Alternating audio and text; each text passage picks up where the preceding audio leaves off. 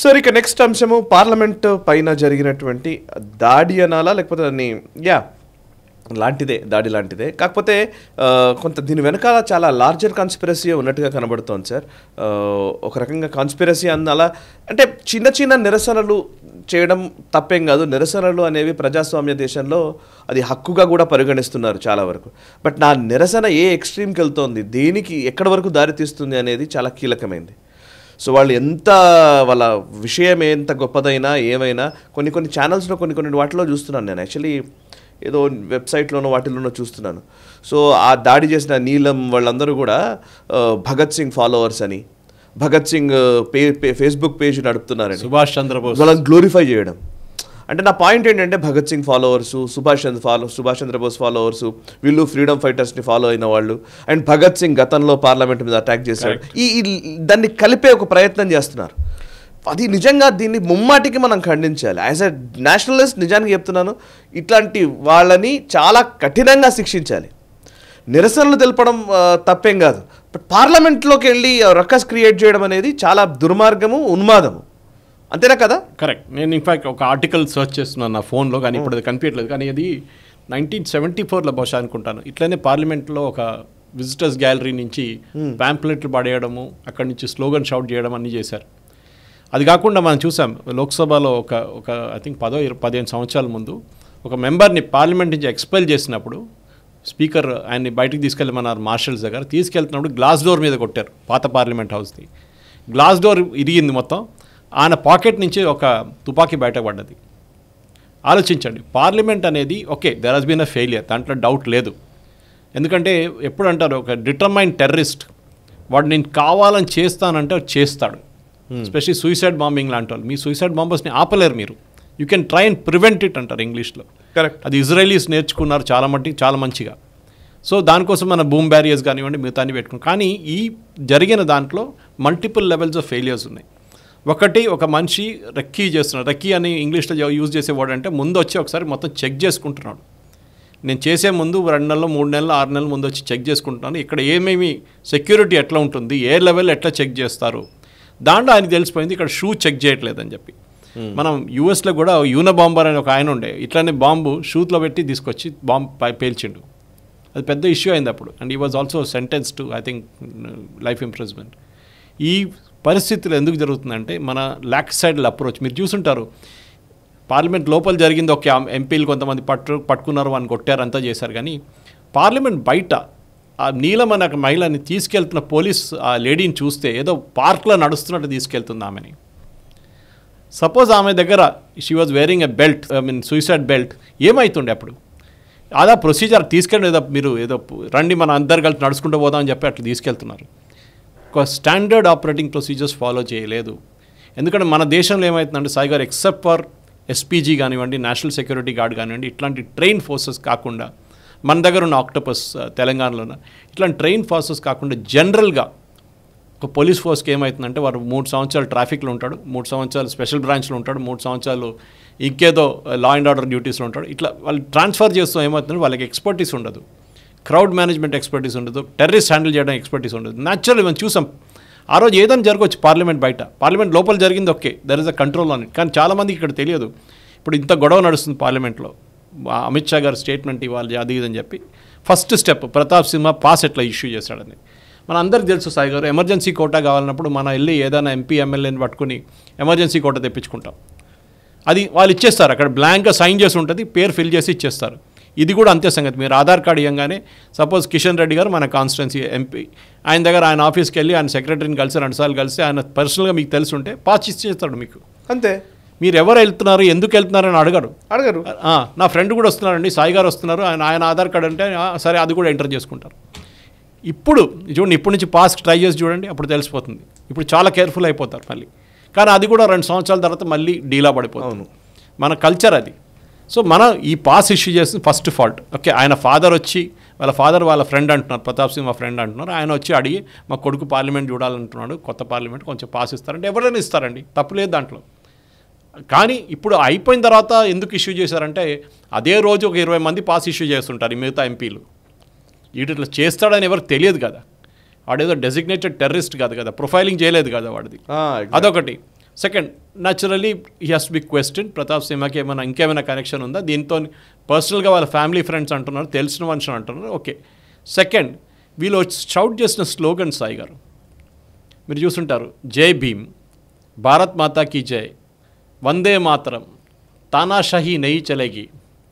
ఇది లెఫ్టిస్ట్ నుంచి స్టార్ట్ అయ్యి రైట్ దాకా వెళ్తుంది. ఇప్పుడు ఏమంటున్నారు చాలామంది కాంగ్రెస్ ఎంపీలు, కాంగ్రెస్ పార్టీ వాళ్ళు, ఇది బీజేపీ వాళ్ళు చేసిన కుట్ర. ఒకటి ప్రతాప్ సింహ పేరు ఉంది, నెక్స్ట్ భారత్ మాతాకి జై అని ఎవడు లెఫ్టిస్టోడో లేకుంటే టెర్రరిస్ట్ చెప్పడు, భారత్ మాతాకి జై అని చెప్పిన దానికి బీజేపీ వాళ్ళు.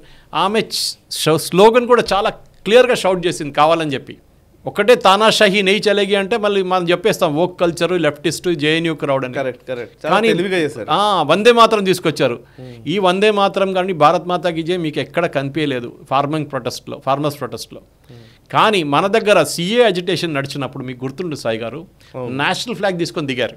కరెక్ట్. ఏది మన ఓల్డ్ సిటీలో నేషనల్ ఫ్లాగ్ పట్టుకొని మనుషులు కూడా ఆ రోజు నేషనల్ ఫ్లాగ్ తీసుకొని రోడ్డు మీద దిగారు. ఎందుకంటే they have to show that they are on the nationalistic side. అది ట్రై చేశారు ఇక్కడ.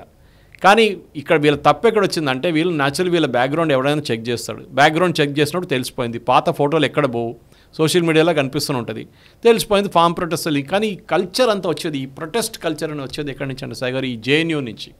అంటే జేఎన్యూ అక్కడే కాదు, జేఎన్యూ లాంటి ఇన్స్టిట్యూషన్, అది మన హెచ్సి ఉండొచ్చు, ఎఫ్లు ఉండొచ్చు, మిగతా చాలా ఇన్స్టిట్యూషన్స్ ఉన్నాయి, జాదాపూర్ యూనివర్సిటీ ఉండొచ్చు.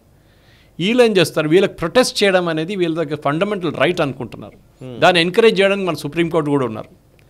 మీరు చదవడానికి వస్తున్నారా, ప్రొటెస్ట్ చేయడానికి వస్తున్నారా యూనివర్సిటీలో? You're coming to study. సరే, ఏదైనా జెన్యున్ ఇష్యూస్ ఉంది, మీ హాస్టల్ ఏదైనా ప్రాబ్లం ఉంది, లేకుంటే అకాడమిక్లో ఏదైనా ప్రాబ్లం ఉంటే మీరు అబ్జెక్ట్ చేయొచ్చు దాన్ని డెఫినెట్గా. కానీ అది కాకుండా మీరు ఇట్లాంటి ప్రొటెస్ట్ చేస్తున్నప్పుడు డెఫినెట్లీ అదొక కల్చర్లోకి లీడ్ అవుతుంది. అదే జరిగింది పార్లమెంట్లో కూడా. ఇట్లాంటి చాలామంది స్లీపర్ సెల్స్ ఉన్నారు మన దగ్గర.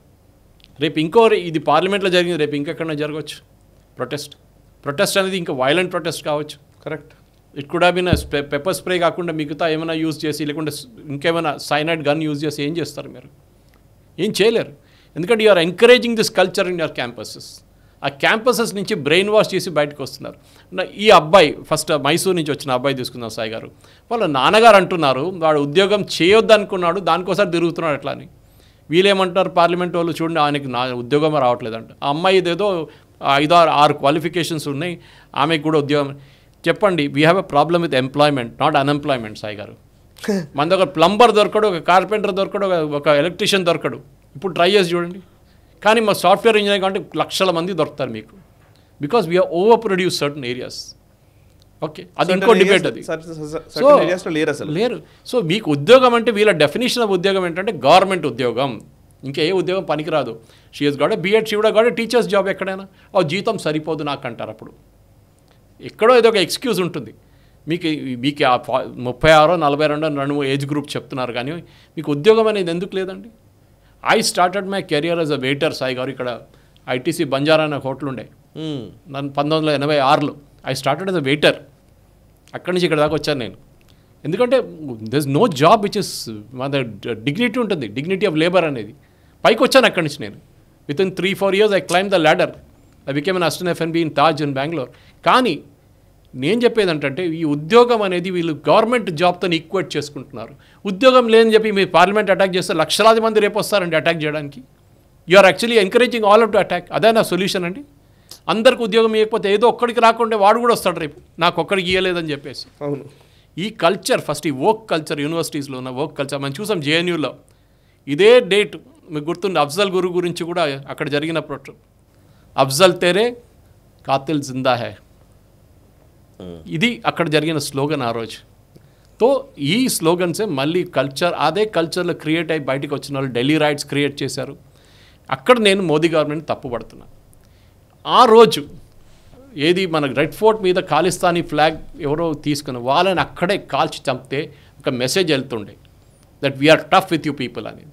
అక్కడ లీనియంట్ అయిపోయారు.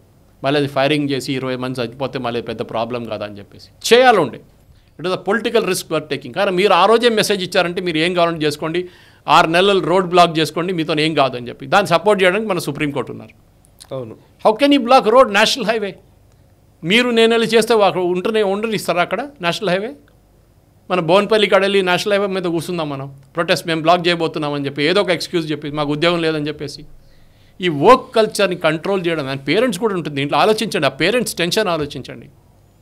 ఈ అబ్బాయి మైసూర్లో ఉన్న అబ్బాయి కానివ్వండి, మిగతా వాళ్ళది కూడా వాళ్ళ పేరెంట్స్ టెన్షన్ ఆలోచించి. సో ఈ బ్రాడ్కాస్ట్ ఈ చూస్తున్న ప్రేక్షకులకి ఒకటి నేను చెప్తాను, మీరు పేరెంట్ ఉంటే మీ కొడుకో కూతురో కాలేజ్కి వెళ్తున్నాడు, వాళ్ళు ఏం చేస్తున్నారు అనేది మీరు స్పెసిఫిక్గా you should keep checking on them. Ideological అంశాలు నేను లెఫ్టిస్ట్, నేను ప్రొటెస్ట్ చేస్తాను, షేగవరా టీ-షర్ట్ వేసుకుంటాను. మీరు జెన్యున్ ప్రొటెస్ట్ చేయండి, కానీ మీరు అక్కడ కాలేజ్లో యూనివర్సిటీలో చదువుకోవడానికి వెళ్ళారు, మీరు ప్రొటెస్ట్ చేయడానికి కాదు. ప్రొటెస్ట్ చేయాలని మీరు రోడ్డు మీద చేసుకోండి, మీరు కోర్స్ ఏం చేయక్కర్లేదు. మీరు జంతర్ మంతర్లు వెళ్ళి కూర్చోవచ్చు డైలీ, అక్కడ ఏదో ఒక ప్రొటెస్ట్ నడుస్తుంది మన ఇందిరా పార్క్ లాగా. మీరు ఏం చేయబోతున్నారు? Why are trying? దీంతో ఏమవుతుందంటే ఇక్కడ definitely this was aimed with the date correctly. 22 సంవత్సరాల ముందు జరిగిన ఒక ఇన్సిడెంట్ అదే డేట్కి తీసుకొచ్చారు వాళ్ళు. ఇప్పుడు ఏమవుతుంది, బ్యాక్ డేట్ చూస్తే అంతా అప్పుడు ఎన్జిఓస్ వస్తున్నారు, బయటకు వస్తున్నారు. వాళ్ళు చేసిన దానికి ఫోన్లన్నీ వాళ్ళు మొత్తం తగలబెట్టారంట. ఫోన్లన్నీ ఎందుకు చేశారండి? మీరు ఏం చేయలేదు, మేము కరెక్ట్గా ఉన్నాము, ఫోన్లు ఎందుకు తగలబెట్టారు? ఆ ఫోన్లో ఏం ఇన్ఫర్మేషన్ ఉండే? ఏదో ఒకటి ఉంది. So conspiracy has to be. నేను దీనికి తప్పుపడుతుంది ఏంటంటే, ఇవి మన దగ్గర ఉన్న కల్చర్, ఇక్కడ ఉన్న యూనివర్సిటీ కల్చర్స్లోని ఇదంతా బయటకు వస్తుంది. ఈ leftist culture specially is the most dangerous communist culture మన దగ్గర ఉన్నది. వీళ్ళే మిగతా దేశాలకు వెళ్ళి మీరు చూస్తుంటారు, కమ్యూనిజం అనేది ఎక్కడ లేదు ఇప్పుడు, అంతా పోయింది. ఎక్కడ ఒక చైనాలో కొంచెం మిగిలింది, నార్త్ కొరియాలో ఉంది అంతే. క్యూబా కూడా లేదు ఇప్పుడు కమ్యూనిజం అక్కడ. China is more capitalist than US actually, communist కాదు వాళ్ళు. సో మన దేశంలో ఒక చిన్న కేరళని పక్కన పెడితే కానీ మిగతా ఎక్కడ కమ్యూనిజం లేదు ఇప్పుడు. కానీ ఈ కల్చర్ చూడండి, మేము రాగానే కాలేజ్కి మేము ప్రొటెస్ట్ చేయడానికి వచ్చాం, మేము చదువుకోము, మాకు అది మా ప్రొఫెసర్ని తీసేయాలి, ఆయన్ని వీసీని టర్మినేట్ చేయాలి. మీరెవరండి డిసైడ్ చేసేదంతా? మీరు చదువుకోవడానికి వచ్చారు, చదువుకోండి, మీరు వెళ్ళిపోండి. అది కాకుండా ఇట్లాంటి డ్రామాలు చేయడంలోనే ఇది నడుస్తుంది. ఇది కొంచెం బిల్డప్ అయ్యి ఇక్కడికి వచ్చిందని చూడండి ఇప్పుడు. కరెక్ట్. జాతీయవాద జర్నలిజానికి అసలైన వేదిక నేషనలిస్ట్ హబ్ ని సబ్స్క్రైబ్ చేసుకోండి. నోటిఫికేషన్స్ కోసం బెల్ ఐకాన్ పై క్లిక్ చేయండి.